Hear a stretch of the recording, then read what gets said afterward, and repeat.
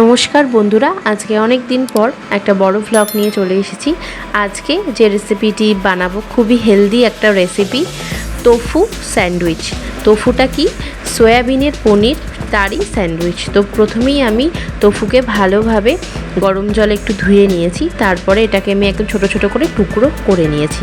এরপরে একটা পাত্রে কিছু মশলা নিয়ে নেব। কাশ্মীরি লঙ্কার গুঁড়ো, এমনি লঙ্কার গুঁড়ো, জিরে ধনের গুঁড়ো, হলুদ গুঁড়ো, গরম মশলার গুঁড়ো, আর দিয়েছি 1 চামচ টক দই, আর 2 চামচ তেল, আর পরিমাণ মতো নুন।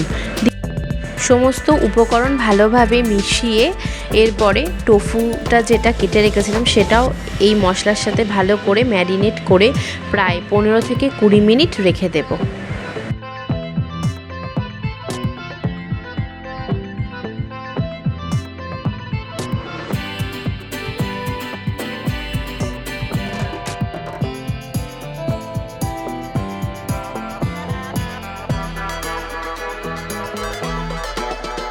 ম্যারিনেট করা হয়ে গেছে, তো এরপরে আমি রেখে দেবো এটাকে 15 থেকে 20 মিনিট। আর আমি এখানে পেঁয়াজ, শসা, টমেটো, কাঁচা লঙ্কা নিয়েছি, এগুলো আমরা স্লাইস করে কেটে নিয়েছি।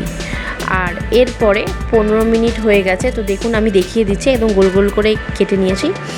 দেখুন ঠিক 1 চামচ, মানে ছোটো চামচের 1 চামচের তেল দিয়ে যে টোফুটা আমরা ম্যারিনেট করে রেখেছিলাম সেটা দিয়ে এপিট ওপিট করে ভালোভাবে হালকা ভেজে নেব। খুব বেশি ভাজলে হবে না, তাহলে কিন্তু টেস্ট ভালো হবে না, আর টোফুগুলো খুবই মানে শুকনো মতো হয়ে যেতে পারে। তো একদম হালকাভাবে ভেজে নিতে হবে। দইটা দেওয়ার জন্য এটা অনেকটা নরম আর জুসি থাকবে।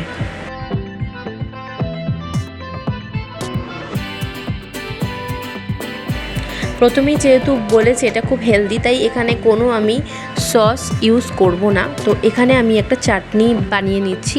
দিয়ে দিয়েছি 1 মুঠো ধনেপাতা, কয়েকটা রসুন, কাঁচা লঙ্কা, গোটা জিরে, পরিমাণ মতো নুন, আর এখানে দিয়েছি ছোট ছোট 2টো টমেটো। আপনাদের কাছে যদি টমেটো না থাকে, যেহেতু এখন টমেটোর খুব দাম, তো তার পরিবর্তে আপনারা এখানে টক দইয়ের ইউজ করতে পারেন। আমার কাছে ছিল না, নাহলে আমিও টক দইয়েরই ইউজ করতাম। তো দিয়ে এটা অল্প একটু জাস্ট 1 থেকে 2 চামচের মতো জল দিয়ে এটা ভালোভাবে বেটে নেব।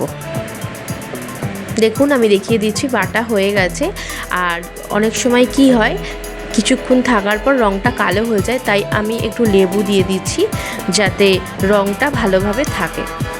তো আমাদের চাটনি, সস সব কিছুই রেডি হয়ে গেছে। তো চলুন, আমি এখানে আজকে আটা ব্রেড ইউজ করেছি, আপনারা চাইলে ময়দার ব্রেডও ইউজ করতে পারেন। তো প্রথমেই আমি এক পিঠে ভালো করে যে গ্রিন চাটনিটা বানিয়েছি সেটা ভালো করে স্প্রেড করে নিচ্ছি।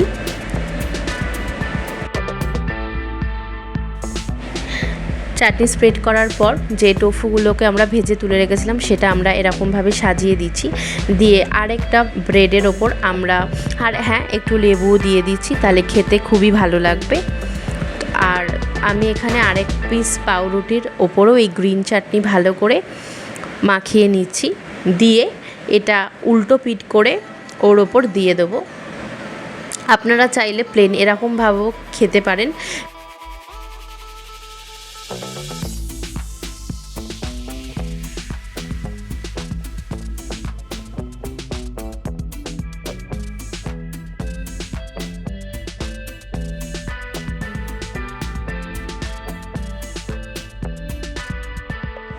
দেখুন পেঁয়াজ, টমেটো, শসা, আর একটু লঙ্কা কুচি আর নুন।